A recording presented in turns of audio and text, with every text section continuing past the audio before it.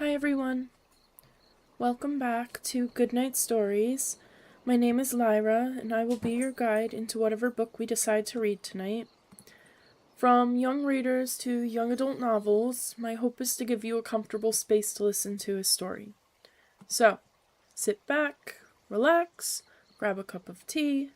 Tonight we jump back into Erin Hunter's Midnight, the first book of the New Prophecy series of Warrior Cats.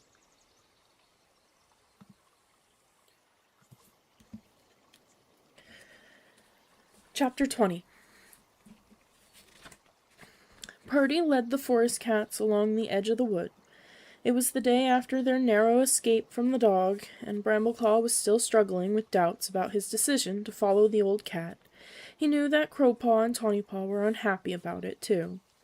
But there seemed no other choice. More and more two-legged nests filled the horizon, and clouds still covered the sky, so there was no sun to guide them to the sun-drowned place.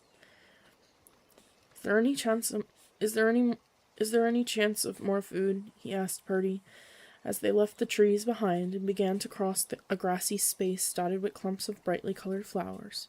The fish yesterday weren't really enough, and Crowpaw didn't eat at all. Sure, I can take you to a place, Purdy replied, with a hostile glance at Crowpaw, who had been the most outspoken in voicing his distrust of the old cat. He led them to the other side of the grassy place, where there was yet another row of two-legged nests. Brambleclaw watched uneasily as the old cat flattened his belly to the ground and heaved himself under a wooden gate, grunting with the effort and shaking himself vigorously on the other side. More two legs, Crowpaw hissed. I'm not going in there. Suit yourself, Purdy meowed, beginning to pad up the path to the door with his tail held straight up. We'd better all stay together, Brambleclaw murmured. Remember what happened last time? Crowpaw snorted, but said nothing, and none of the other cats disagreed. One by one they squeezed under the gate and followed Purdy up the path. Crowpaw came last, casting wary glances behind him. Purdy was waiting for them by the half-open door of the two-legged nest. A harsh glow lit up the space inside, which was full of strange shapes and scents that Brambleclaw had never encountered before. In there, he mewed to Purdy. You're expecting us to go into an upwalker nest. Purdy twitched his tail impatiently. That's where the food is. I know this place. I often come here. That's what. This is wasting time, Tawnypelt meowed. Brambleclaw thought his sister sounded scared. Her claws were flexing anxiously on the hard stuff of the path. We can't go in there. We're not kitty pets. Eating kitty pet food is against the warrior code. Oh, come on, Stormfur gave Tawnypelt's ear a friendly flick with his tail. There's no harm in it. We're on a long journey, and if we can get food easily, it saves time we would have to spend hunting. Time we might need for something else. StarClan will understand. Tawnypelt shook her head, still unconvinced, but Feathertail looked reassured by her brother's reasoning, and both RiverClan cats ventured cautiously inside. That's right, Purdy encouraged them. There's the food. See in the bowls over there, all ready for us. Brambleclaw's stomach growled. The fish he had eaten had been small, and had been a long time ago. Okay, he meowed. I think Stormfur's right. Let's go, but make it quick. Squirrelpaw didn't wait for his decision, bounding inside hard on Purdy's paws.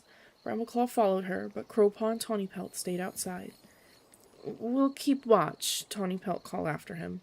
Stormfur and Feathertail were already crouched beside the bowls, gulping eagerly. Brambleclaw peered suspiciously at the food. It was hard, round pellets like rabbit droppings, but the scent that came from it told him it would be safe to eat. Squirrelpaw thrust her muzzle into the other bowl. When she looked up, her fur was plastered into spikes by something white, and her green eyes were glowing. It's good, she exclaimed. Purdy, what is this? Milk, Purdy replied. A bit like the milk you suck from your mother. And kitty pets drink this every day? Squirrelpaw was astonished. Wow, it's nearly worth being a kitty pet. She plunged her muzzle back into the bowl. Brambleclaw crouched beside her and lapped up a few drops of the white liquid. Squirrelpaw was right. It was good, rich and full-tasting, with hardly any tang of two legs about it. He settled down and tucked in. The first hint he had of trouble was the sound of a door opening and a high-pitched two-leg voice crying out above his head. Brambleclaw sprang to his paws in time to see a two-legged kit run through the door and scoop up Feathertail in her arms. Taken by surprise, Feathertail let out a startled yowl and began struggling, but the young two-leg had her in a tight clasp. Stormfur stretched up with his forepaws, trying to reach his sister, but the two-legged kit took no notice. Brambleclaw stared in dismay. Feathertail. He glanced around for Purdy, only to see the old cat padding calmly toward a full-grown two-leg that stood in the doorway, waving his tail in welcome. Then Crowpaw appeared from the garden, a black whirlwind with glaring amber eyes. "See," he hissed at Brambleclaw, "this is your fault. You let that old mange bag bring us here." Brambleclaw gaped at the accusation, but Crowpaw did not wait for an answer. He spun around to face the two-legged kit, lips drawn back in a snarl. "Let her go, or I'll claw you to shreds," he spat. The little two-leg, happily stroking Feathertail with loud squeaking noises, hadn't noticed Crowpaw, nor understood his threat. The black apprentice was ready to spring when Squirrelpaw slipped in front of him. "Wait, Mousebrain! It's only a kit. Do it this way." She padded up to the two-leg, raising her green eyes pleadingly. She let out a purr and rubbed herself against the two-leg's legs. "Good idea," Stormfur exclaimed, and crowded up to the two-leg kit on the other side, purring. The little two-leg's eyes gleamed. It let out a cry of delight and bent down to stroke Squirrelpaw. At the same instant, Feathertail, feeling the grip on her slacken, managed to wriggle free and leap to the ground. "Let's go," Brambleclaw yowled. The forest cats shot out the door and streaked down the path to the gate. As Brambleclaw squeezed underneath, he heard the little two-leg yowl loudly, but he did not stop to listen.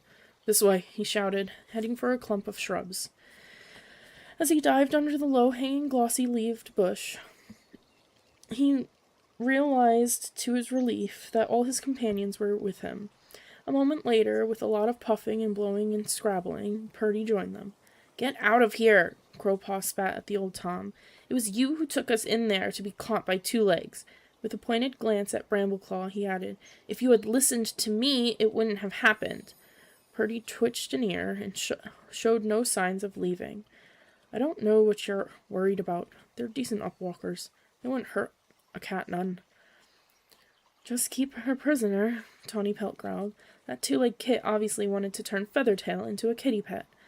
"I wasn't in any danger," Feathertail pointed out. "I could have escaped by myself, except I didn't want to claw the little thing." She blinked gratefully at the ThunderClan apprentice, but Squirrelpaw had the best idea. Squirrelpaw ducked her head, looking embarrassed. "If ever any of you tell the cats back home that I purred at a two-leg," she meowed through gritted teeth, "I'll turn you into crow food, and that's a promise." In spite of Crowpaw's protests, the journeying cats trekked on with Purdy as their guide. All day, the old tabby led them along hard two-leg paths that made their paws burn, where they had to slink along in the shelter of walls or dart across thunderpaths under the noses of monsters roaring down them. By the end of the day, Brambleclaw was exhausted, finding it hard to put one paw in front of the other. His companions were no better. Squirrelpaw was limping, and Crowpaw's tail drooped. Brambleclaw remembered that the black-pelted apprentice still hadn't eaten, and he wondered if there would be any prey to be found so deep in two-leg territory. "Purdy," he called, forcing himself to quicken his pace and catch up with the old cat.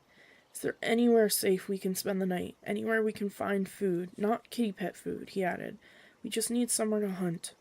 Purdy flopped down in the angle where the two thunderpaths met and raised one hind paw to scratch his ear. "Don't know about prey," he rasped. "There's a place we can spend the night just up ahead." "How far?" Tawny Pelt growled. "My paws are dropping off." "Not far." Purdy heaved himself to his paws again. Brambleclaw had to admit the old cat was showing more stamina than he would have expected on the seemingly endless journey. Not far at all. As Brambleclaw braced himself to set off again, he spotted a faint reddish gleam falling on the hard surface of the thunderpath. His head whipped around and he stared in horror. The clouds were clearing away on the horizon, and now, in the gap between two of the two-legged nests, he could see the setting sun. It was behind them. They had been traveling in completely the wrong direction. "Purdy!" His voice was a strangled yell. "Look!" The old cat blinked at the red light in the sky. "Fine weather tomorrow. I shouldn't wonder." "Fine weather?" Crowpaw hissed. He's been leading us wrong all day." Squirrelpaw sank down on the hard ground and put her head on her paws. "We're supposed to be going toward the sunset," Brambleclaw pointed out. "Purdy, do you really know how to find the sun-drowned place?" "Course I do," Purdy defended himself, his rumpled fur beginning to bristle. "It's just, well, going through Upwalker places, you get turned around on yourself now and then." "He doesn't know," Tawny Pelt mewed flatly. "Of course he doesn't," Crowpaw scoffed. "He couldn't find his own tail. Let's leave him here and carry on by ourselves." Another monster roared by. Stormfur, who had been standing nearest the edge of the thunderpath, jumped back as a shower of grit spattered his fur. "Look," he agreed. He meowed. "I agree that Purdy's leading us the wrong way, but we can't go off on our own now. We'd never get out of this two-leg place." Feathertail nodded glumly, padding over to stand beside her brother and lick the grit off his fur. Brambleclaw knew they were right. He forced down frustration at the thought of how much time they were wasting. "Okay," he meowed. "Purdy, show us this place where we can sleep. Everything will look better in the morning." Ignoring a contemptuous noise from Crowpaw, he set out once again in the paw steps of the old tabby.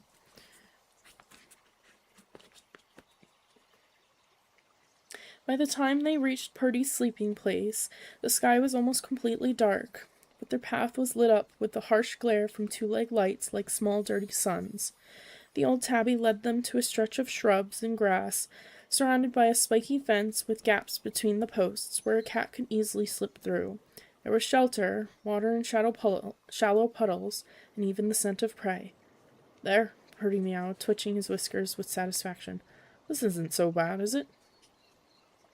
It wasn't bad at all, Brambleclaw decided, wondering whether Purdy had really meant to lead them here, or if finding the place was just a lucky accident. Tired though they were, they hunted at once. The mice they caught were scrawny and reeked of two-leg place, but they tasted like the juiciest voles to the hungry forest cats. Squirrelpaw polished hers off, looked around for more, and sighed. "What I wouldn't give for a bowl of kitty pet milk." "I'm joking," she added as Crowpaw curled his lip at her. "Lighten up, will you?" Crowpaw turned his back, too exhausted for a real quarrel. To Brambleclaw's relief, it was not long before all his companions settled down to sleep. He curled up under some low-growing branches, where he could almost imagine himself back in the warrior's den. Gazing through the gaps between the leaves, he looked up at the sky, but the harsh two-leg lights cut off the glitter of Silverpelt. StarClan seemed very far away. The next day, they struggled on under Purdy's directions. Brambleclaw felt as if he had been plodding along for the length of an elder's life, at the base of tall two-leg walls that were as steep as the cliff at the sun-drowned place. But now he was pretty much convinced that the old tabby was ambling along at random, not caring if they were going the right way or not. But the forest cats had no hope of finding their own way out of the two-leg place. Cloud covered the sun again, so there was no help there, and now and again rain fell in a cold spatter. "We'll never get out of this," Tawny Pelt echoed Brambleclaw's thoughts as they lined up to cross another thunderpath. "You might as well stop complaining," Stormfur retorted. "There's nothing we can do about it." Brambleclaw was surprised to hear such a hostile response from the easygoing RiverClan warrior, but they were all still tired, and even after the night's sleep, and hope was trickling away like water falling onto sand. As Tawny Pelt glared, her neck fur bristling, he stepped in front of her. "Take it easy, both of you," he meowed.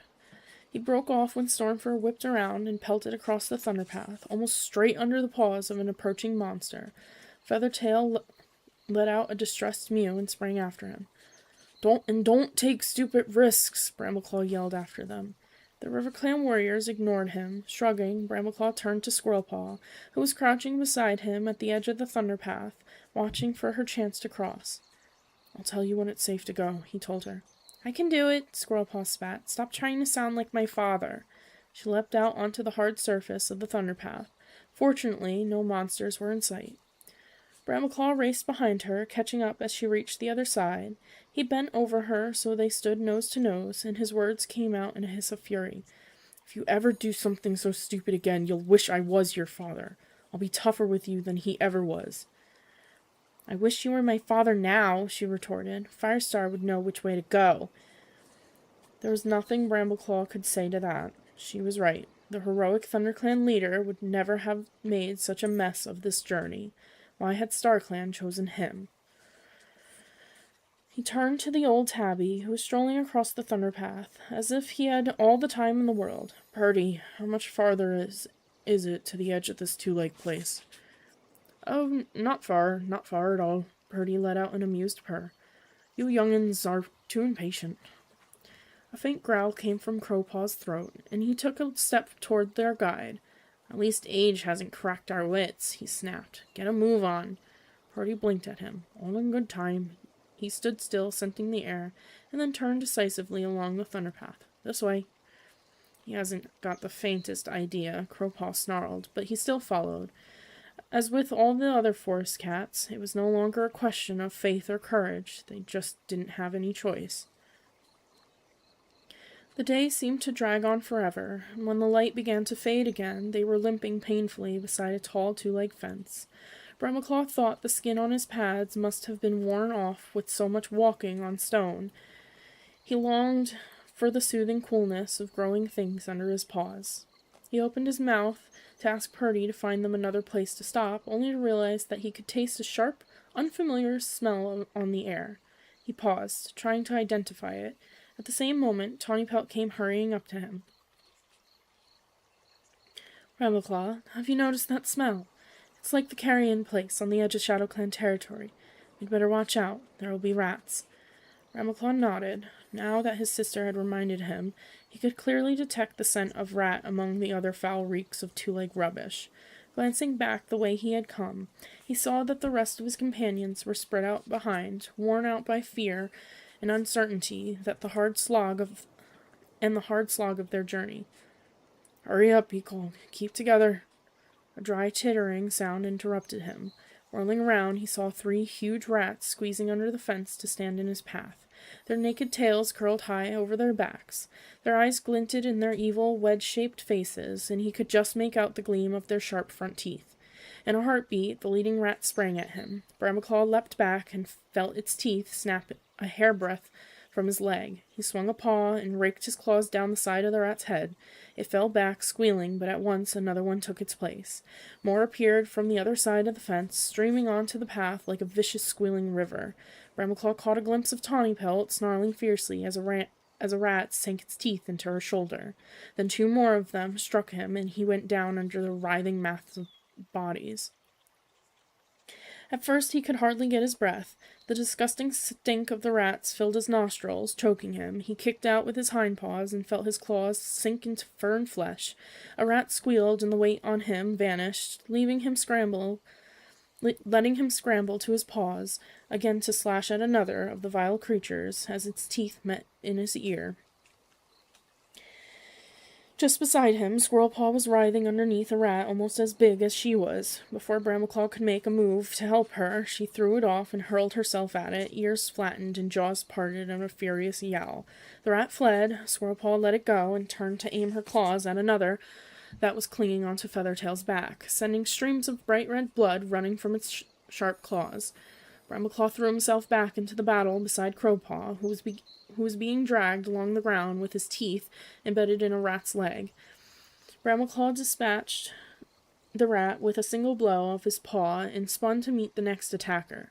Stormfur and Feathertail were fighting side by side at the base of the fence, and Tawny Pelt, one shoulder bleeding heavily, shook a rat by its tail before dropping it and biting hard at its throat. Purdy had come back too, wading into the mass of rats and tossing them aside with one powerful forepaw.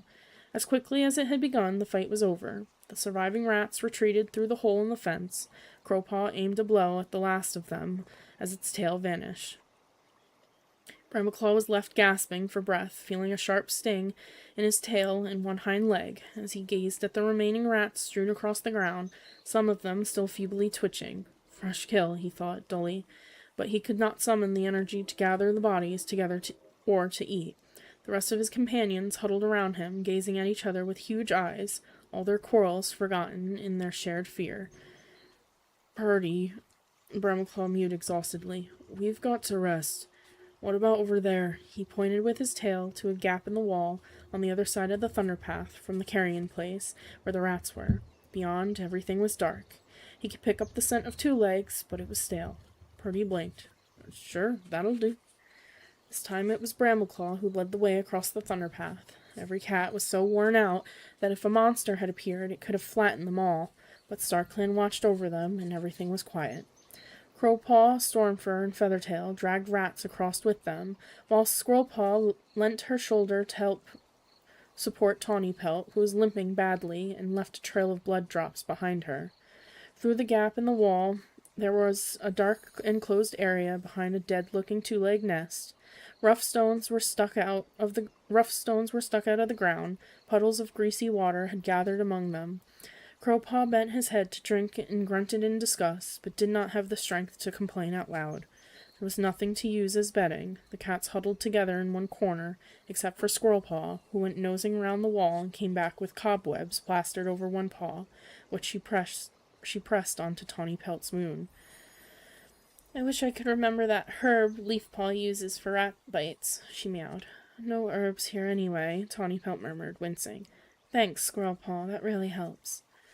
"We'd better keep watch," Bramaclaw announced. "Those rats might be back. I'll go first," he added, worried that some cat would start protesting. "The rest of you get some sleep. But if you've got any bites, give them a good lick first." All his companions, even Crowpaw, obeyed without question. Bramaclaw guessed that they were so frightened they were just glad to have some cat tell them what to do. He padded back to the gap in the wall and sat in shadow, gazing out across the thunder path to the place where the rats had appeared. Everything was quiet, leaving Bramaclaw nothing to do but worry about how the journey had gone so disastrously wrong. Most of all, he worried about Tawnypelt. They all had scratches from the battle with the rats, but his sister was the only one with the deep bite. It looked nasty, and he knew that of all bites, those from a rat were feared most by his clanmates. How would they cope if the bite became infected, or if her legs stiffened so that Tawnypelt couldn't go on? A whisper of movement beside him made him jump until he saw that it was Squirrelpaw. Her ginger fur stood on end, and blood was oozing from a scratch on her nose, but her eyes were still bright. Bramaclaw braced himself for criticism or some clever remark, but when she spoke her voice was quiet. "Tawnypelt's asleep." "Good," Bramaclaw meowed. You fought well today. Dustpelt would have been proud of you, if he could have seen." He let out a long sigh, full of weariness and uncertainty. To his surprise, Squirrelpaw pushed her nose comfortingly into his fur. "Don't worry," she mewed. "We'll be fine. StarClan are watching over us." Breathing in her soft, warm scent, Bramaclaw wished that he could believe her.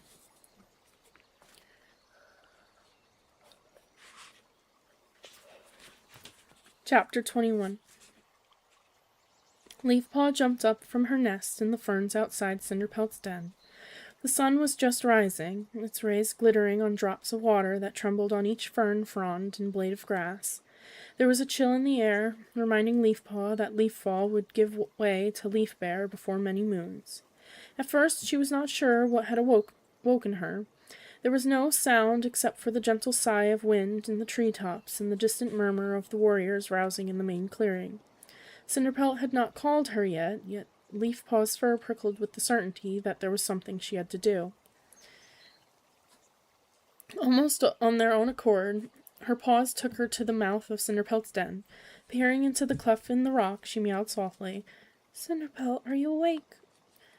"I am now." The medicine cat's voice was sleepy. "What's the matter? ShadowClan attacking? StarClan walking among us?" "No, Cinderpelt." Leafpaw shuffled her paws. "I just wanted to check if we have any burdock root." "Burdock root?" Leafpaw heard her mentor scramble to her paws, and a heartbeat later, Cinderpelt poked her head out of the den. "What do you want that for?" Come on, Leafpaw, what do we use burdock root for? Rat bites, Cinderpelt, Leafpaw meowed. She sat down and wrapped her tail around her paws, trying to calm her heart, which was pounding as if she had just run all the way from Four Trees. Especially if they're infected. That's right. Cinderpelt slipped out of the den and made a quick tour of the clearing, prodding the clumps of fern with one paw. No, just as I thought, no rats here, she pronounced at last. I know there aren't any rats, Leafpaw mewed helplessly. I just needed to check that we have burdock root, that's all. Cinderpelt's eyes narrowed. Have you been dreaming? No, Leafpaw broke off. Actually, I think perhaps I have, but I don't know what it means. I can't even remember what the dream was about. Cinderpelt's blue eyes considered her calmly for several heartbeats. This may be a sign from StarClan, she meowed at last. Then can you tell me what it means? Leafpaw begged. Please? To her dismay, Cinderpelt shook her head. The sign, if it is a sign, is yours, she explained. You know that StarClan never speak to us in plain words. Their messages come in little things. The prickling of fur, a tugging in our paws. The feeling that something's right or wrong, Leafpaw put in. Exactly, Cinderpelt nodded.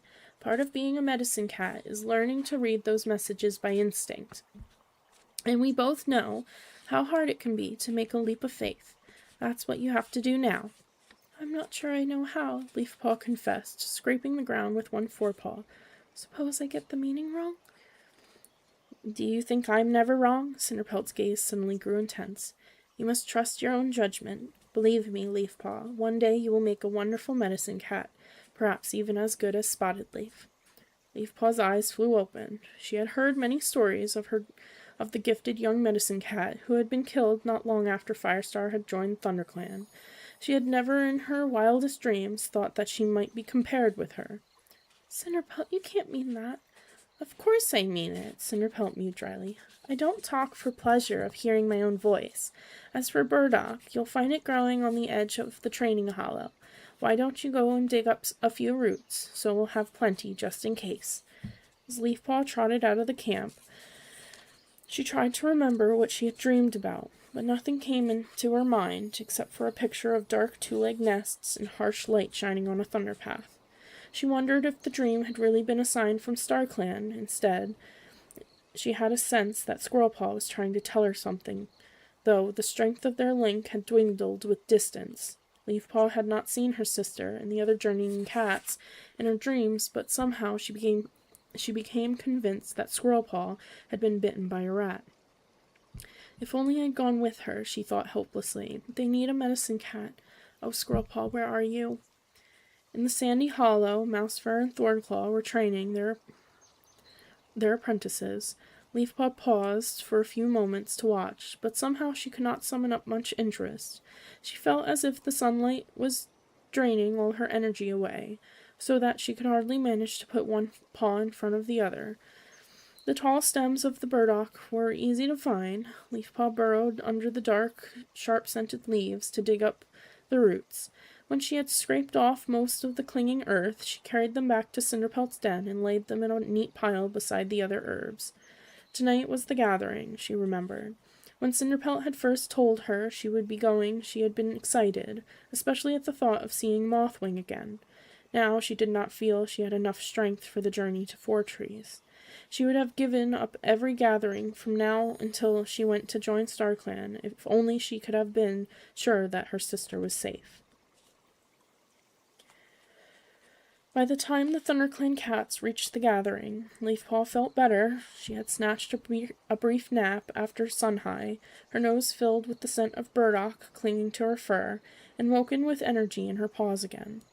As she emerged from the bushes in the clearing at Four Trees, she saw Mothwing pushing her way toward her. Hi there, Leafpaw meowed. How are you getting on?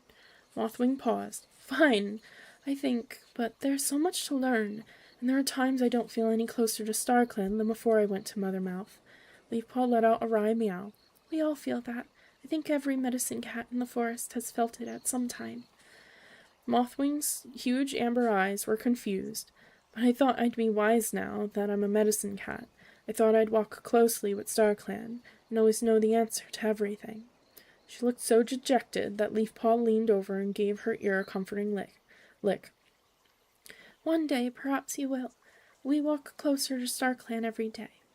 When Mothwing still looked uneasy, she added, Mothwing, is there something in particular bothering you? Mothwing started. Oh, no, she replied, shaking her broad golden head. Nothing at all, only Leafpaw never found out what she was going to say. A loud yowling drowned out Mothwing's voice as Tall Star, on the top of the great rock, called for silence. Leopard Star stood beside him, while Firestar and Black Star, the leader of ShadowClan, sat a little way behind. Leopard Star was the first of the leaders to speak. Tall Star, she meowed. Rain has fallen many times in the forest since the last gathering. Do the streams run freely again in WindClan territory? Tall Star inclined his head toward her. They do, Leopard Star. Then I take back the permission I gave you and your clan to enter RiverClan territory to drink. From now on, my warriors will drive out any WindClan cats we find across our borders. She said nothing about the way that WindClan had gone on visiting the river, even when they no longer needed to, but her voice was sharp, and Leafpaw could see the displeasure she was not expressing in words. Tallstar faced the RiverClan leader, unblinking. Leopard Star, WindClan thanks you for your help and will not abuse your trust. The RiverClan leader gave him a sharp little nod and stepped back. Suddenly there was a disturbance among the cats in the clearing, and a sleek tabby cat with massive shoulders rose to his paws. It was Mothwing's brother, Hawkfrost. With your permission, Leopard Star, I would like to speak, he meowed. Leafpaw was surprised. Young warriors did not usually speak at gatherings. Well, Leopard Star mewed. Hawkfrost hesitated, scuffling the ground in front of him with one paw in apparent shyness, though Leafpaw noticed that his ice-blue eyes flicked from side to side as if making sure that every cat was watching him. I'm not sure I should say this, but, well, when WindClan came to the river, they didn't just drink. I've seen them stealing fish. What? Tallstar sprang to the edge of the rock and crouched there as if he were about to pounce on the RiverClan warrior. How dare you! No WindClan cats have stolen prey. Leafpaw knew that was a lie. She remembered Squirrelpaw telling her about catching a WindClan patrol on ThunderClan territory with a stolen vole. Did any other cat see this? Leopard Star asked Hawkfrost. I don't think so, Hawkfrost sounded apologetic. I was on my own at the time. Leopard Star's gaze raked the clearing, but no cat spoke. Leafpaw wondered if she should say anything, but she had not seen the theft for herself. Squirrelpaw and Brambleclaw were long gone, and Dustpelt, who had also seen it, had not come to this gathering, so she kept silent. Tallstar turned to the RiverClan leader. I swear by StarClan that WindClan have taken nothing but water from the river. Are you going to condemn us on the word of one warrior? Leopard Star's neck fur bristled. Are you saying that my warrior is lying? Are you calling my clan thieves? Tallstar's lips drew back in a snarl, his teeth bared and his claws unsheathed. Yowls of protest broke out in the clearing from both RiverClan and WindClan cats. Leafpaw watched the warriors turn on each other, spitting challenges. She felt her fur stand on end, suddenly terrified that the sacred truce of the gathering would be broken. Did Hawkfrost have to start this? She murmured, half to herself. What should he do? Mothwing's voice was sharp. She defended her brother. Keep quiet and let WindClan get away with it. Every cat in RiverClan knows that for a couple of mouse tails those cats would steal the pelt off your back. Her amber eyes blazed and she sprang to her paws as if she were ready to join in a fight the moment it started. A furious hiss came from her mentor, Mudfur, reminding her that medicine cats were meant to keep peace, and Mothwing shot him a glance, half angry, half ashamed. Wait! The single word carried clearly across the hollow. Leafpaw saw that Firestar had come forward to the edge of the rock. StarClan is angry! Look up at the moon! With every other cat, Leafpaw gazed upward. The full moon floated above the trees. Not far away, a single cloud was being driven toward it, even though there was barely a breath of wind in the clearing. She shivered. If StarClan were angry enough to cover the moon, the gathering would have to break up. The warriors crouched down, their hostility fading to fear. Firestar's voice rang out again. Leopard Star, Tallstar, will you lead your clans into battle on the word of one warrior? Hawkfrost, is it possible that you were mistaken in what you saw? Hawkfrost paused for a moment, his eyes narrowing to slits as he stared at the ThunderClan leader. I believe what I said, he replied at last, but I suppose it's possible I got it wrong. I might have been dazzled by the sun on the water or something. Then let there be friendship between RiverClan and WindClan, Firestar meowed. Tallstar has already promised not to come down to the river again. And I'll keep my promise, Tallstar spat, but you should teach your young warriors to show a bit of respect, Leopardstar. Don't tell me what to do, Leopardstar was still angry, but Leafpaw recognized that the threat of battle was over. Above their heads, the cloud was carried away from the moon, as though StarClan's anger were fading. Remember how good life is in the forest just now, Firestar urged both leaders. Prey is plentiful, and the streams are full again. We are all well prepared for Leaffall and Leafbear. There is no need for us to invade one another's territories. He flashed a glance at Blackstar, who had been sitting with a knowing look on his face, as though he were enjoying the disagreement between the other clans. That doesn't mean my borders are not well guarded, he added pointedly. And so are RiverClan's, Leopardstar hissed, but she took a pace back, as if acknowledging that the dispute was over. Tallstar moved away too, leaving Firestar at the front of the rock. Leafpaw knew what was coming. Her father paused before he began to speak, and she guessed that he was choosing his words with care. He would not want the other clans to think that he had driven out his own cats. A quarter moon ago, he began, the warrior Brambleclaw and Squirrelpaw, an apprentice, left ThunderClan. We do not know where they have gone, but we have a reason to believe that they did not go alone. Turning to the other leaders, he went on, Have any of your warriors gone missing? Leopardstar replied, willingly enough. Leafpaw guessed that Mistyfoot had told her she had already passed on the news about Stormfur and Feathertail. 2 warriors left RiverClan, Stormfur and Feathertail, just before the half-moon. At first we assumed they had crossed the river to live in your territory, Firestar. Since they have connections in ThunderClan, she spoke with icy disapproval of her warrior's half-clan heritage, we can assume they have all gone together. There was a pause. Then Tallstar cleared his throat and mewed quietly. WindClan has lost an apprentice, Crowpaw. It would have been about the same time, he added. I thought a fox or a badger might have gotten him, but it looks as if he might be with your lot. A murmur of uneasiness broke out in the clearing. Some cat called out, How do you know? Maybe there's something in the forest picking us off one by one.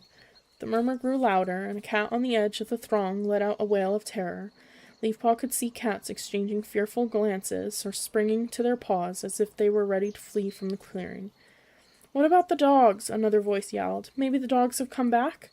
Firestar paced to the edge of the high rock and looked down. For a moment he caught Leafpaw's eyes. She shivered. Surely he wasn't going to talk about her link with Squirrelpaw in front of the whole gathering. She relaxed as her father began to speak. We wondered about predators too, he meowed. But there are none of the signs we would expect to see in the forest, and believe me, ThunderClan would know if the dogs were back. We are sure these cats left of their own accord. His calm voice seemed to reassure his listeners. The cats who had sprung up sat down again, though many of them still looked uneasy. What about ShadowClan? Firestar turned to Blackstar. Have you lost cats too? The ShadowClan leader hesitated. It was always the nature of that clan to be secretive, as if information were as precious as prey. Donnie Belt, he meowed at last. I assumed she had gone back to ThunderClan to be with her brother.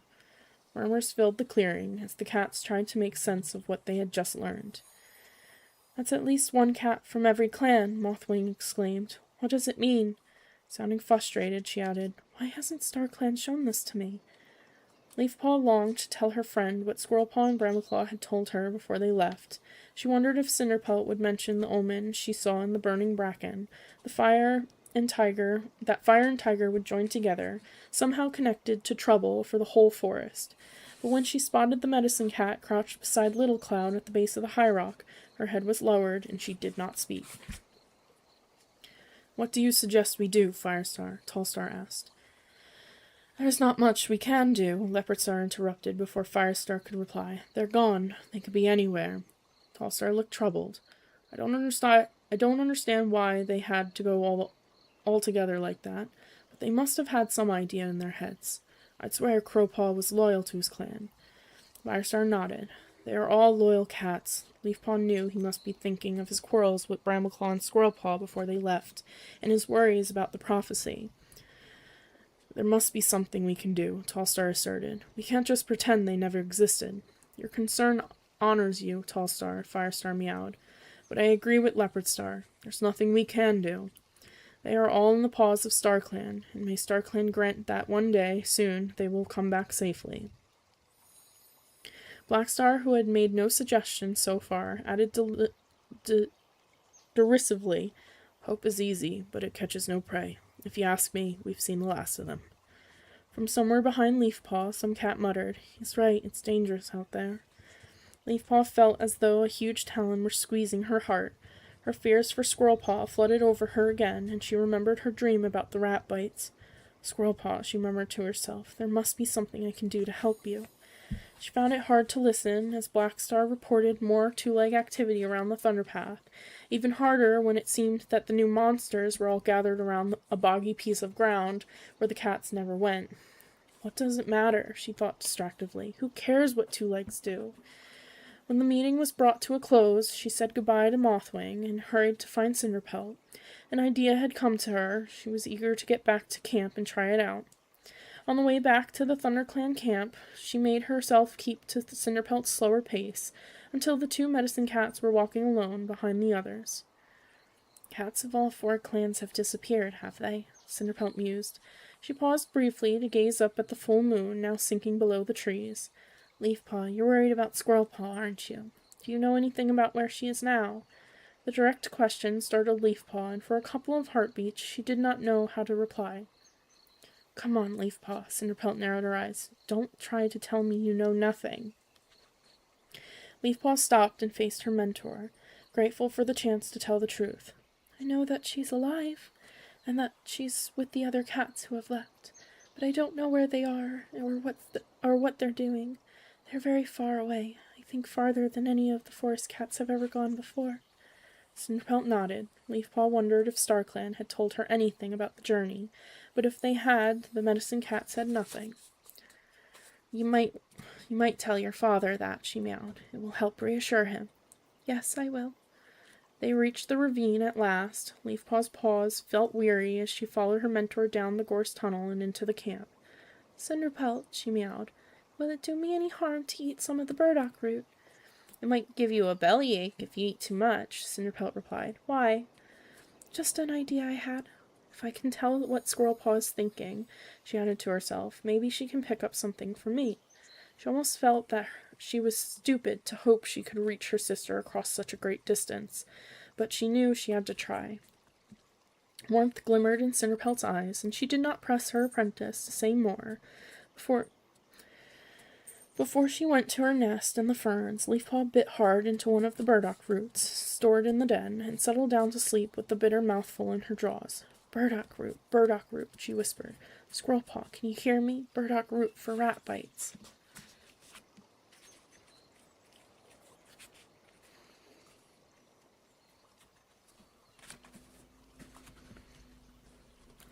Chapter 22. Brambleclaw crouched in the bushes and watched the full moon suspended in the dark blue sky. Back at Four Trees, the clans would have met for their gathering. The thought of the clearing thronged with cats, of gossip exchanged and stories told, made him feel lonelier than ever. For another endless day they had struggled through the two-leg place, along thunder paths, through fences, over walls. At least they had left the worst of the hard ground behind them. Now the thunder paths were edged with grass, and gardens surrounded the two-leg nests. They had found shelter for the night beneath some shrubs, and had even managed to hunt, yet the sharp teeth of his anxiety kept Brambleclaw awake. He still did not know if they were going the right way. Purdy led them on confidently, but the twisting route he took among the two-leg nests took no account of the sun, and Brambleclaw felt as if the sun-drowned place were as far away as it had ever been. I think we're farther away than ever, Crowpaw had scornfully echoed his thoughts before he settled down to sleep. Worst of all were his worries about Tawnypelt's shoulder. Though his sister was too proud to admit she was in pain, by the time they stopped for the night she could barely walk. The rat bite had stopped bleeding, but her shoulder was swollen, and the flesh where her fur had been torn away was red and puffy. Bramaclaw didn't need to be a medicine cat to know that the bite was infected. Squirrelpaw and Feathertail had taken turns licking the wound while Tawny Pelt slipped into an uneasy, shallow sleep, but every cat knew that it would take more than that to heal her.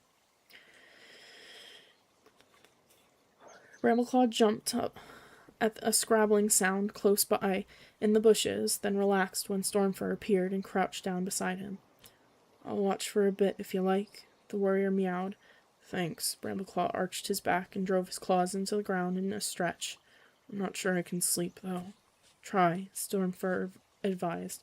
"You'll need your strength for tomorrow." "I know." With another glance at the moon, he added, "I wish we were all safely back at Fortrees."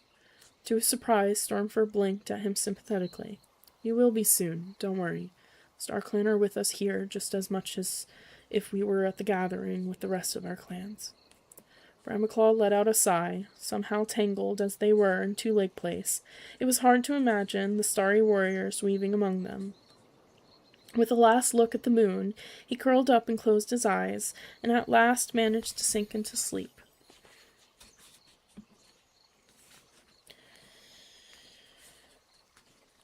The barking of a dog woke him. He sprang up, quivering only to realize with relief that it was too distant to be a threat. There was no dog scent close by. A gray light filtered through the bushes, and the leaves stirred in a chill breeze with a damp tang to it, as if rain were not far off. Bramaclaw's companions were sleeping around him, all except Stormfur, who was not in sight. Bramaclaw braced himself, preparing to wake them and get them moving again, when Crowpaw lifted his head and scrambled to his paws, shaking the leaf mold off his pelt. "Listen, Bramaclaw," he meowed, sounding less aggressive than usual. "We've got to get out of here today. Things would be better if we could find a forest, or even farmland. You might need to stop for a bit to let Tawny Pelt rest, and we can't do that in the middle of all these two legs." Bramaclaw hoped he hid his surprise at how reasonable the young cat sounded, especially at how concerned he was for Tawny Pelt. "You're right," he agreed, "but I'm not sure. We've no choice but to trust Purdy to get us out of here." "It's a pity we even let him come with us," Crowpaw growled. He padded across to where Purdy was sleeping, an untidy heap of tabby fur, snoring and twitching. Crowpaw prodded him hard in the ribs with one paw. "Wake up!" "Huh? What?" Purdy blinked and then heaved himself up until he was sitting. "What's all the hurry?" "We need to get moving." Crowpaw's abrasive tone was back. "Or have you forgotten?" Leaving him to get some sense out of Purdy, too tired and anxious to go over and soothe the festering quarrel, Bramaclaw went to wake the others. He left Tawny Pelt until last, bending over to sniff her wound and examine it closely. "It's no better," Feathertail murmured at his shoulder. "I'm not sure she'll be able to go far today." As she spoke, Tawny Pelt opened her eyes. "Bramaclaw? Is it time to go?" She struggled to sit up, but Bramaclaw could see that her leg would barely support her.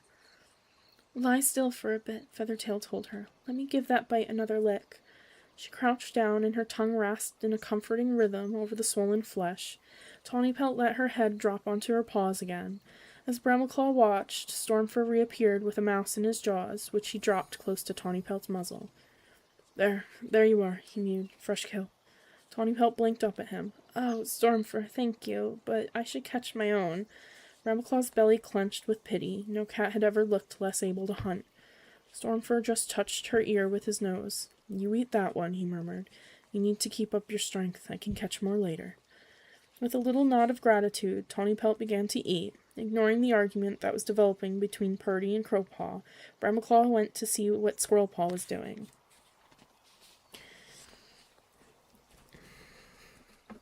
The ginger apprentice was sitting up in the nest of leaves she had made the night before. She was muttering something under her breath, and she kept passing her tongue over her lips as if she could taste something foul. "What's the matter?" Bramaclaw asked, trying to joke. He added, "Have you been eating your own fur?" For once, Squirrelpaw did not react. "No," she replied, still licking her lips.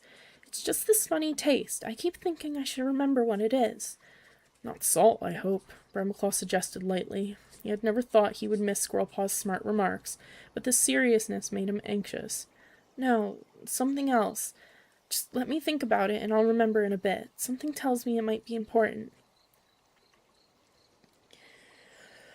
They set off again, with Purdy in the lead. The night's sleep seemed to have helped Tawny Pelt, and she limped along valiantly, managing to keep up with Purdy's ambling pace. Brumaclaw kept an eye on her, determined to stop for a rest if he thought his sister needed it. The old tabby led them through more two-leg gardens and out onto a narrow thunderpath bordered on one side by a wooden fence and on the other by a high wall. 2 or 3 monsters crouched at the edge of the thunderpath, their huge eyes gleaming. Brumaclaw eyed them suspiciously as he and his companions passed, ready to flee if they roared into life.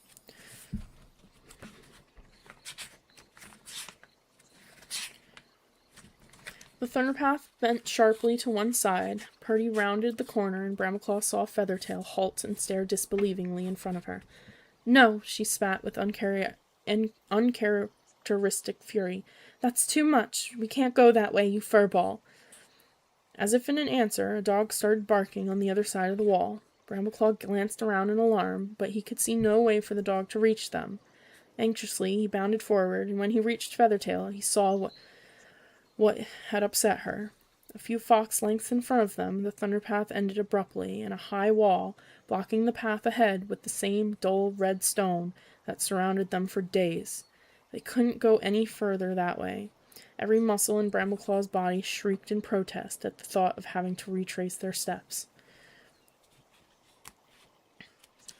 Purdy had stopped to look back, an injured expression on his face. "There's no call to be like that, you know." "You have no idea where we are, do you?" Feathertail demanded. She had flattened herself against the hard surface of the ground. Brumaclaw wasn't sure whether she was trying to hide or preparing to attack her hopeless guide. And if she did, would he stop her? "We've got an injured cat with us. We can't spend all day trapezing after you up and down this vile place." "Steady." Crowpaw came up and bent over Feathertail, rasping his tongue over her ear.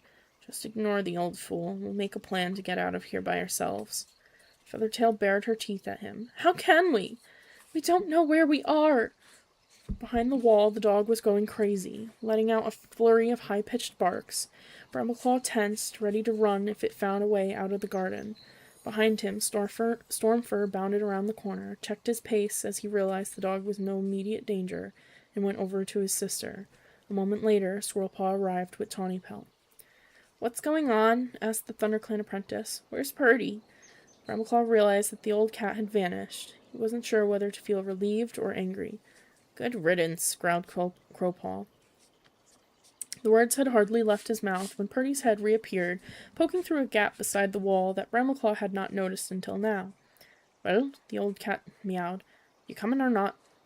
He withdrew again. Brumaclaw padded over to the broken fence panel and looked out. He was ready for yet more two-leg nests, and gaped in astonishment. Across the narrow, dusty track was a grass-covered slope dotted with clumps of gorse, and beyond that, trees. Trees as far as Brambleclaw could see, with not a two-leg nest in sight. "What is it?" Squirrelpaw called impatiently from behind. "A forest," Brambleclaw's voice squeaked like a kit. "A real forest at last. Come on, all of you." He slid through the gap to stand beside Purdy. The old tabby was looking at him with a knowing gleam in his eyes. "Satisfied now?" he purred. "You wanted out, I've brought you out." Thanks, Purdy. Thanks, Purdy. This is great." "Not so much of a stupid furball now, hey?" Purdy asked with a meaningful look at Crowpaw as the WindClan apprentice slipped through the gap.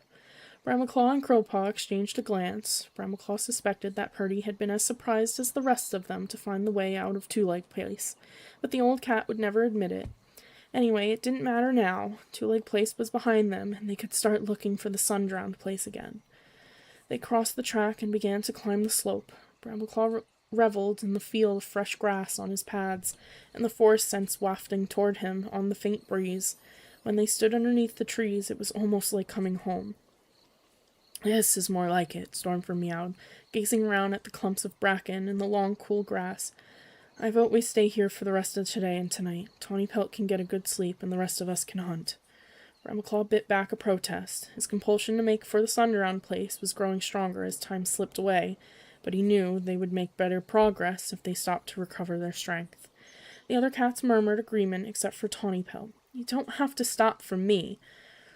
"It's not just for you, Mousebrain," Squirrelpaw pushed, her nose affectionately into the ShadowClan cat's fur. "We all need to rest and eat."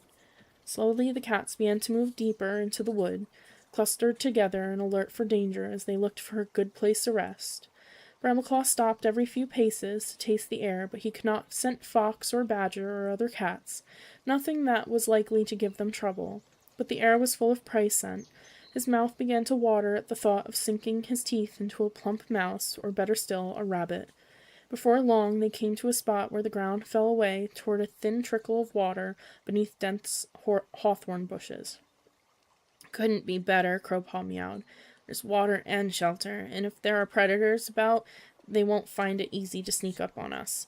Tawny Pelt, who was limping badly again, half slid, half scrambled down the slope and dragged herself into a mossy nest between two twisted roots.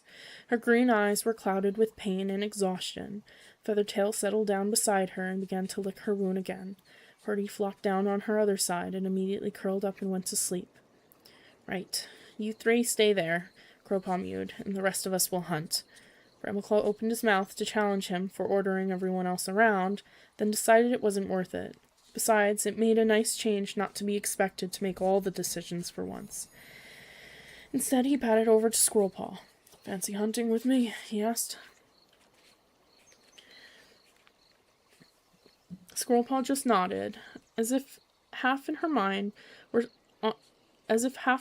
on something else. She followed Brambleclaw up the stream, and they were hardly out of sight of their temporary camp when Brambleclaw spotted a mouse scuffling among the grass near the water's edge. In one smooth movement, he dropped into the hunter's crouch and sprang, killing his prey with a swift blow.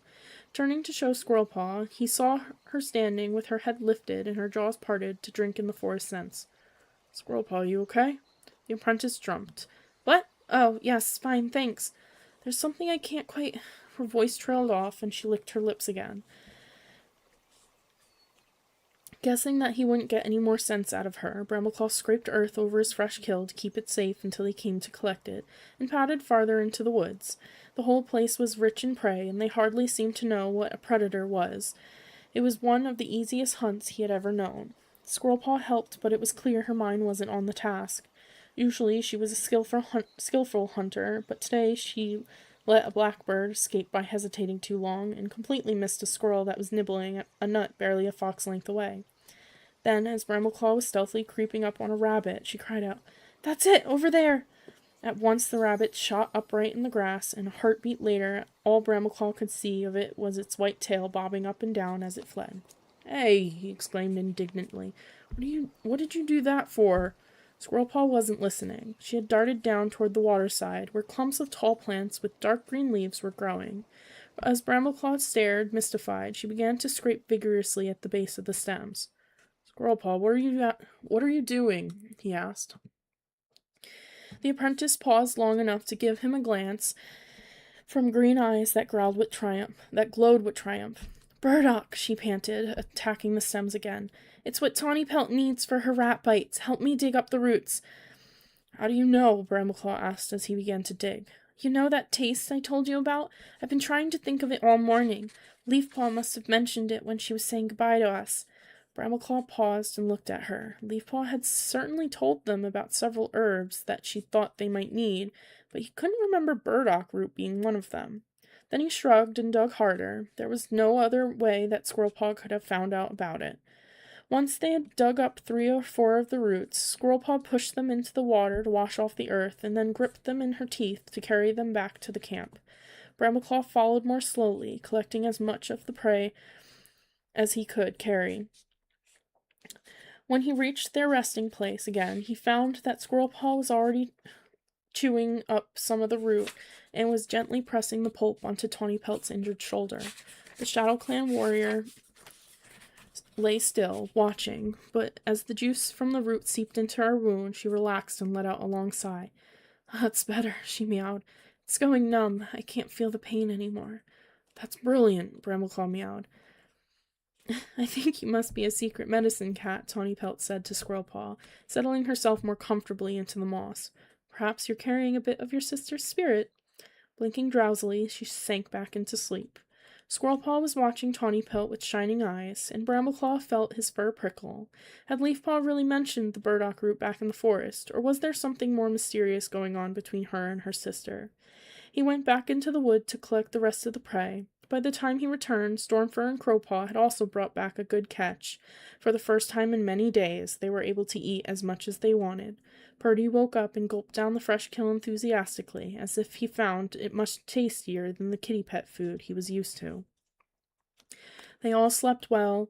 When he woke, Brambleclaw saw that the clouds had vanished and sunlight was angling through the trees, bathing the forest in a reddish glow. Springing up, he climbed as high as he could above the stream and managed to find a gap in the trees so he could see where the sun was going down. "That's the path we have to take." Stormfur scrambled up the slope to stand beside him, and his voice was as calm and determined as if he had shared the vision himself. "That's where we will find what midnight tells us?" Brambleclaw's paws itched to race toward the setting sun, as if he knew for certain that Bluestar was waiting there to tell him exactly how he could save the forest, but he knew that it was more sensible to stick to their original plan and spend the night in the woods. Carefully noting the direction they needed to travel, he went back to his friends beside the stream. Tawny Pelt was tearing ravenously into a rabbit. She paused to nod a greeting at Brambleclaw as he appeared. "I'm famished," she admitted, "and my shoulder feels much better." "What did you say that was you put on it, Squirrelpaw?" "Burdock root." Brambleclaw noticed that Squirrelpaw did not try to explain how she knew that burdock root was the right remedy for the infected bite. Perhaps she was wondering about it herself. She began chewing up another of the roots, and when Tawny Pelt had finished eating, she applied more of it to her wound. Brambleclaw noticed that the swelling had gone down and the angry red color had faded. He breathed silent thanks to StarClan and to Leafpaw for his sister's recovery. By the time they set out the next morning, after another good meal, Tawny Pelt looked almost like her old self. She was barely limping at all, and her eyes were bright again. Long before sun-high, they came to the edge of the forest. Ahead of them was open country for as far as they could see. The ground rose and fell in a series of gentle slopes. Wind rippled over short, springy grass interspersed with creeping trefoil and wild lime. It looked to be easy-going, and the air had a fresh tang. "Like home," Crowpaw murmured, obviously remembering the open moorland of WindClan. Unlike the WindClan apprentice, Brambleclaw was reluctant to leave the trees behind. The shelter of the canopy had been more comforting, but the food and rest had given them all new strength, and he hoped that at last they were coming to the end of their journey. To his surprise, Purdy said goodbye to them before they left the trees. "I don't feel right under the open sky," he confessed, echoing Brambleclaw's own thoughts. "I guess I've had too many upwalkers chasing me. I like to be somewhere I can hide. Besides, you don't need me anymore. StarClan, whatever they might be, won't be waiting for me at midnight," he added with a glint in his eyes. "Maybe not," meowed Brambleclaw. "Thanks for everything, anyway. We'll miss you." Surprisingly, he realized that was true. He had come to feel something like affection for the exasperated old cat.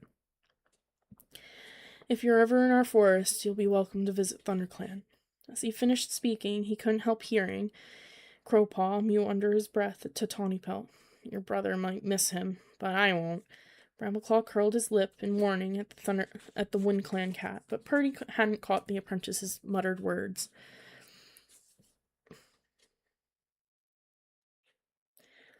I'll wait here 2 or 3 days for you," he promised, "in case you need help to find your way back." Brambleclaw glanced at Crowpaw in time to see him rolling his eyes at Feathertail, who just shrugged. "Always supposing you'll come back, of course," Purdy went on as he padded away with his tail high. "You wouldn't catch me so close to the Sunderound place. Shouldn't wonder if you all end up drowned." "That's right," Squirrelpaw muttered into Brambleclaw's ear. "Way to keep our hopes up." But by the end of that day, even Brambleclaw's hopes were fading.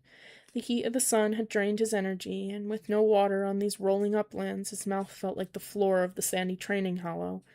His companions were no better, plodding along with their heads down and tails drooping. Tawny Pelt was limping again, though she didn't want any cat to examine her wound. Brambleclaw could see the swelling had returned, and wondered how much longer she could keep going. There was no more burdock root here. Straight in front of them, the sun was sinking in a blaze of scarlet fire, tongues of flame spreading halfway across the sky. "At least we're heading the right way," Feathertail murmured. "Yes, but how far do we still have to go?" Brambleclaw had tried not to share his doubts, but his anxiety was becoming too much for him. The Sunderon place could be days away. "I always said this was a mouse-brained idea," Crowpaw remarked, though he sounded too exhausted to be aggressive. "Well, how long do we carry on?" asked Stormfur. As all the other cats turned to look at him, he went on, "If we don't find the place, sooner or later we have to decide. Do we give up or keep trying?" Brambleclaw knew he was right. At some point they might have to admit defeat, but what would that mean for their clans to ignore the will of StarClan and go home with the journey unfinished? Then Squirrelpaw, who had been facing into the wind to drink in the scents it carried, spun around to face the others, her eyes blazing with excitement. "Brambleclaw!" she gasped. "I can smell salt!"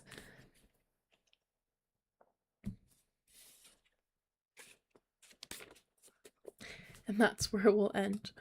I hope everyone enjoyed listening, and I hope you have a good evening and a good night. Till next time, my friends. Take care.